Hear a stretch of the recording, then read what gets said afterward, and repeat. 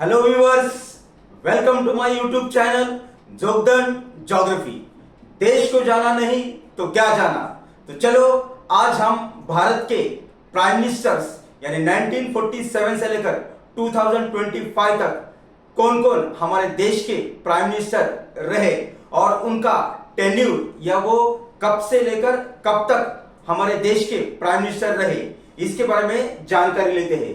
तो सबसे पहले हमारे देश के प्राइम मिनिस्टर बने पंडित जवाहरलाल नेहरू।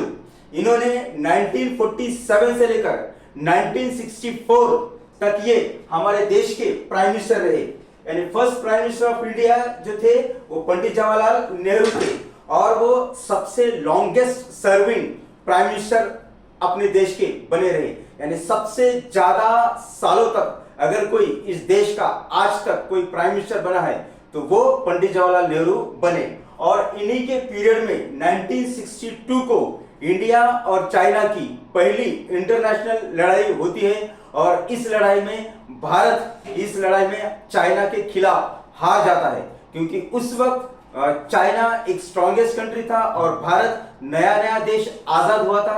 इसीलिए यह लड़ाई भारत चाइना के खिलाफ हार गया था और उस लड़ाई में भारत चाइना ने जो है मीन्स अक्साई लाइन और मैकमोहन लाइन यानी ये जो लद्दाख के अंदर जो पार्ट है वो अपने कब्जे में ले लिए थे और इसीलिए वहां COK या चाइना ऑक्युपाइड कश्मीर ये जो है वहां ICLOC लाइन जो है वो क्रिएट की थी। और जिस 1962 के लड़ाई में बहुत सारे भारतीय जवानों ने अपनी जान गंवाई थी और इसीलिए 1962 में लता मंगेशकर जी का पहला गाना उन्हीं देश के जवानों के लिए था, ए मेरे वतन के लोगों जरा आंख में भर लो पानी। और 1964 के बाद जब उनकी पंडित जवाहरलाल नेहरू जी की डेथ हो गई तो उनके बाद कुछ ही शॉर्ट टर्म के लिए जो है मिस गुलजारीलाल नंदा ये जो है देश के दूसरे प्राइम मिनिस्टर बने और ये सबसे शॉर्टेस्ट सर्विंग प्राइम मिनिस्टर थे। यानी सबसे कम दिनों तक या सबसे कम दिनों तक अगर कोई प्राइम मिनिस्टर आज तक हमारे देश का रहा है तो वो थे गुलजारीलाल नंदा और वो सिर्फ 13 दिनों के लिए ही हमारे देश के प्राइम मिनिस्टर बने रहे। यानी 27 मई 1964 से लेकर 9 जून 1964 यानी सिर्फ वो 13 दिन और ये थी उनकी फर्स्ट टर्म। और फिर से वो एक बार प्राइम मिनिस्टर बनते हैं और दूसरी बार भी वो सिर्फ 13 दिनों के लिए ही हमारे देश के प्राइम मिनिस्टर बने रहे। फिर उसके बाद लाल बहादुर शास्त्री ये जो है हमारे देश के प्राइम मिनिस्टर बनते हैं। यानी ये 1964 से लेकर 1966 ये 2 साल हमारे देश के प्राइम मिनिस्टर थे और इन्हीं के पीरियड में जो है इंडिया और पाकिस्तान का पहला इंटरनेशनल वॉर जो है वो होता है और इस लड़ाई में इंडिया पाकिस्तान को हराता है। और जो कश्मीर के इश्यू की वजह से इंडिया और पाकिस्तान की 1965 में पहली लड़ाई होती है जिसमें भारत देश इस लड़ाई में जीत जाता है और इसीलिए लाल बहादुर शास्त्री ने वो पहला नारा दिया था, जय जवान जय किसान। उनके बाद जब उनकी तशकन के अंदर 1965 में लाल बहादुर शास्त्री की डेथ होती है और फिर से गुलजारीलाल नंदा जो है 13 दिनों के लिए फिर से हमारे देश के प्राइम मिनिस्टर बन जाते हैं। यहाँ 11 जनवरी से लेकर नियरली मिस जो है वो 13 दिनों के लिए हमारे देश के प्राइम मिनिस्टर बनते हैं और उनके बाद दूसरे मेन प्राइम मिनिस्टर आ जाते हैं। यानी 1966 से लेकर 1977 तक इंदिरा गांधी पहली देश की महिला पंतप्रधान बनती है और ये जो है पंडित जवाहरलाल नेहरू जी की बेटी थी और उन्होंने पहली देश की प्राइम मिनिस्टर बनी। उन्होंने मेन 3 डिसीजन जो है वो लिए थे देश के डेवलपमेंट के अलावा। जब बहुत सारे प्रीवी पर्सेस यानी हमारा देश आजाद होने के बाद भी बहुत सारे जो प्रिंसली स्टेट्स इंडिया में शामिल हुए थे जैसे कश्मीर है, गुजरात है और राजस्थान के बहुत सारे प्रिंसली स्टेट थे, वो राजा महाराजाओं ने अपनी गद्दी त्याग कर वो इंडिया का पार्ट बने थे। इसीलिए उनको प्रीवी पर्स यानी हर महीने बहुत सारा लाखों का पेमेंट जो है इंडियन गवर्नमेंट उन राजा महाराजाओं की संतान और उन्हीं को देती थी। लेकिन ये जो प्रीवी पर्स, ये जो पेमेंट है, इंदिरा गांधी ने बंद करवा था। क्यों? क्योंकि उस वक्त देश का लाखों करोड़ों का बजट जो है वो प्रीवी पर्स में ही जाता था, इसीलिए उन्होंने प्रीवी पर्स बंद कर दी। और दूसरा इंपॉर्टेंट डिसीजन था, इंडिया के अंदर जो भी बैंक्स थे वो पूरे बैंक्स को नेशनलाइज करवाया। और अगर जब बैंक्स नेशनलाइज होते हैं तो क्या होता है कि कोई भी गवर्नमेंट जो है अपने देश के फार्मर्स के लिए, देश के डेवलपमेंट के लिए वो पैसा यूज करती है। इसीलिए इन्होंने, इंदिरा गांधी जी ने देश को पूरे बैंक्स के नेशनलाइजेशन करवाया था। और एक इंपॉर्टेंट डिसीजन था इन्हीं के पीरियड में, 1974 में इंडिया ने पहला न्यूक्लियर टेस्ट जो है पोखरण के अंदर यानी राजस्थान के अंदर टेस्ट किया था। और हमारे न्यूक्लियर पावर एनर्जी की नींव इंदिरा गांधी ने 1974 में रखी थी। और एक इंपॉर्टेंट डिसीजन उन्हीं के पीरियड में हुआ था। इन्हीं के पीरियड में 1971 में इंडिया वर्सेस पाकिस्तान, यानी उस वक्त बांग्लादेश नहीं था जो ईस्ट पाकिस्तान कहता था, और वो ईस्ट पाकिस्तान को वेस्ट पाकिस्तान से आजादी चाहिए थी। और इसीलिए इंदिरा गांधी सरकार ने 1971 को ईस्ट पाकिस्तान को वेस्ट पाकिस्तान के खिलाफ लड़ने के लिए हेल्प की थी। और इसीलिए ये दूसरी लड़ाई जो है इंडिया पाकिस्तान की कही जाती है। और इस लड़ाई में इंडिया जो है वो जीत जाता है और इस धरती पर एक नया देश उभर कर आता है जिसका नाम आज हम बांग्लादेश के नाम से जानते हैं। ये एक इंदिरा गांधी की जो फर्स्ट टर्म थी। इंदिरा गांधी देश की 2 बार प्राइम मिनिस्टर बनी। एक पहला टर्म था उनका 1966 से लेकर 1977 तक। और इस पीरियड के अंदर फिर 77 के बाद बहुत सारे नेशनलिस्ट कांग्रेस पार्टी या आज की जो कांग्रेस पार्टी है उसके अंदर बहुत सारे इंटरनल कॉन्फ्लिक्ट्स हो रहे थे। और इसीलिए 1975 में इंदिरा गांधी जी ने इमरजेंसी भी लगाई थी। इसीलिए पूरे देश के अंदर बहुत सारे प्रॉब्लम शुरू हुए। इसीलिए पहली बार कांग्रेस सरकार इलेक्शन हार जाती है और नॉन कांग्रेस यानी कांग्रेस के अलावा करीब 25 से 30 साल के बाद पहली बार किसी और सरकार की यानी जनता दल की पहली बार इस देश में सरकार आ जाती है। और मोरारजी देसाई जो है इस देश के नेक्स्ट प्राइम मिनिस्टर बन जाते हैं। लेकिन उनका टेन्यूर भी जो है यानी उनका ड्यूरेशन ज्यादा नहीं रहता है, वो सिर्फ 2 साल के लिए ही प्राइम मिनिस्टर बनते हैं। यानी 1977 से लेकर 1979 तक मोरारजी देसाई नॉन कांग्रेस यानी जनता दल के प्राइम मिनिस्टर बन जाते हैं।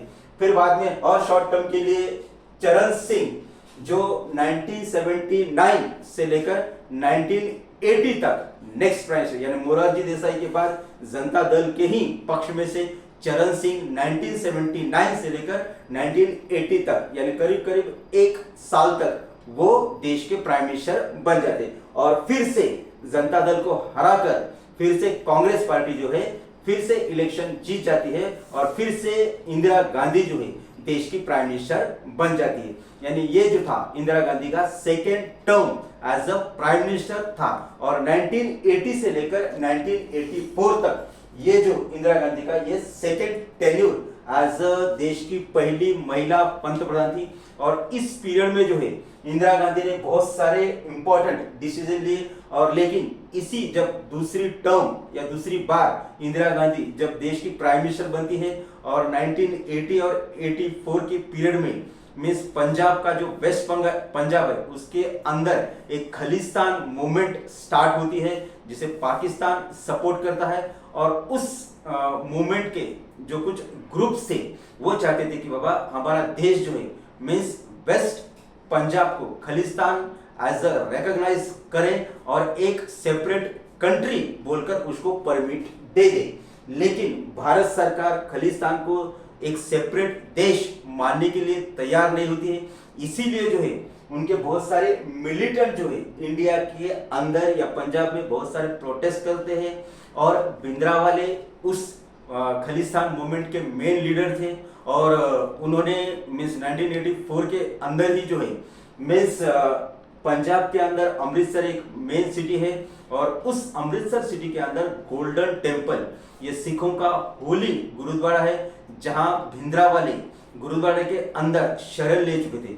उनको इंडियन गवर्नमेंट ने बहुत सारी रिक्वेस्ट की, वार्निंग दी कि बाबा तुम वहां से निकल जाओ, लेकिन वो नहीं निकले। इसीलिए मजबूरन इंदिरा गांधी जी को मिस ऑपरेशन ब्लू स्टार ये जो है चालू करना पड़ा। और उस ऑपरेशन के अंदर एक इंडिया के अंदर पहले रिलीजियस कॉन्फ्लिक्ट जो है वो क्रिएट होते हैं और वहाँ भिंद्रावाले जी की उनकी डेथ होते थे। और अनफॉर्चुनेटली ये डेथ जो है, ये ब्लडशेड जो है वो गुरुद्वारे के अंदर होता है। इसीलिए पंजाब में, यूपी में, बिहार में बहुत सारे कम्युनल वायलेंस फैल जाते हैं और नियरली एक ऑफिशियल रिकॉर्ड के हिसाब से नियरली 16,000 सिख लोगों ने अलॉन्ग विथ हिंदूज उन्होंने जान गंवाई थी। और इसी कॉन्फ्लिक्ट की वजह से ही मिस जब इंदिरा गांधी दूसरी बार देश की प्राइम मिनिस्टर बनी, तब जो है उनके ऊपर जो उन्हीं के बॉडीगार्ड्स संता सिंह थे।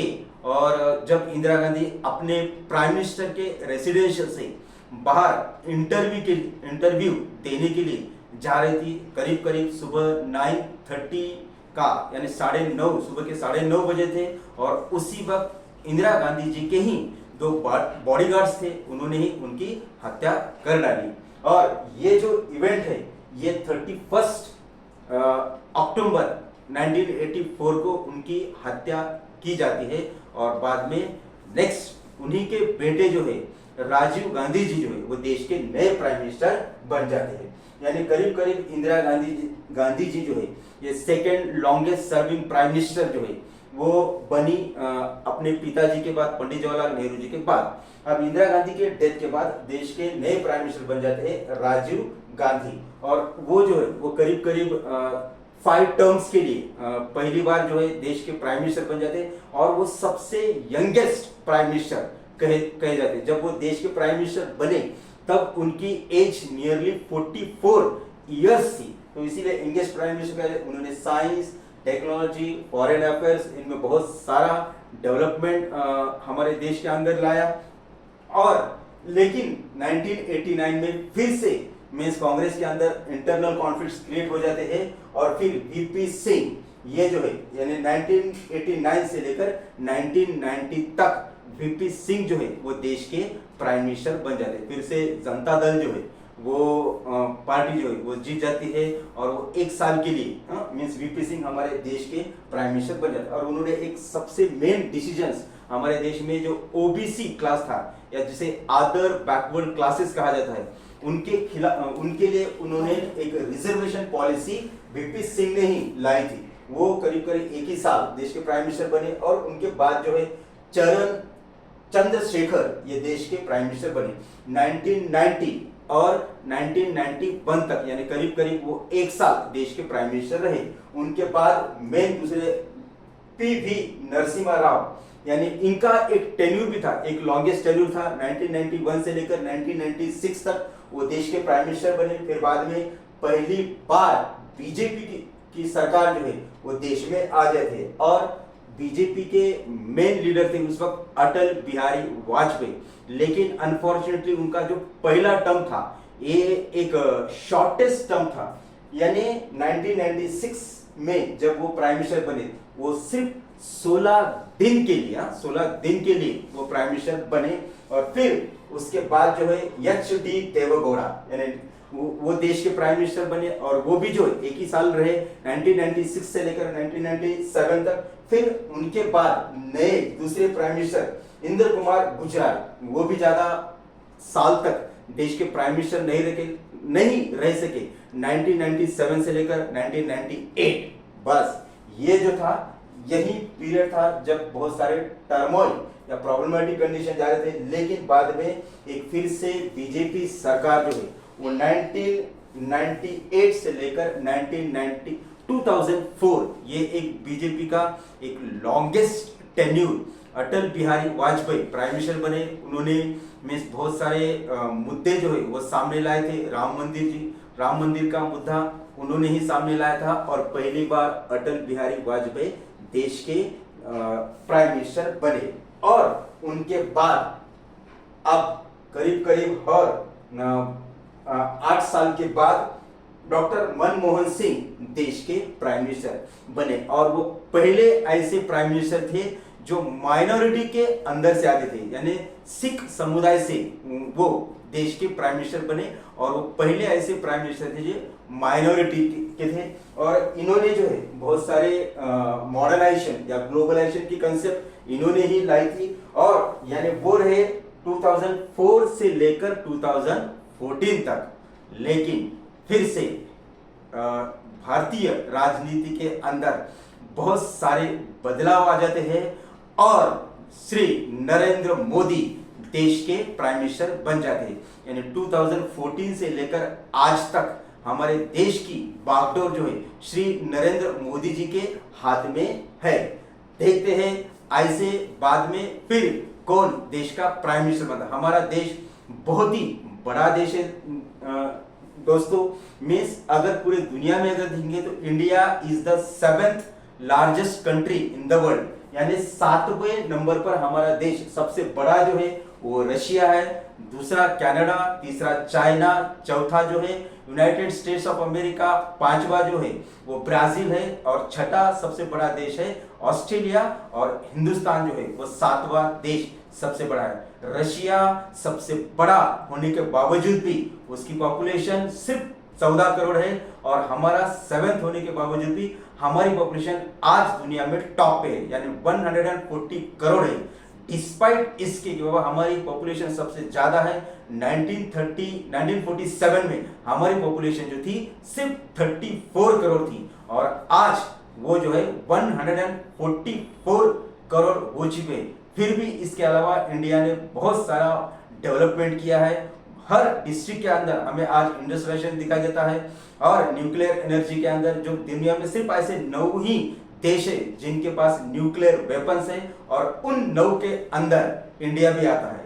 तो जय हिंद, जय Bharat. Thank you for watching my video.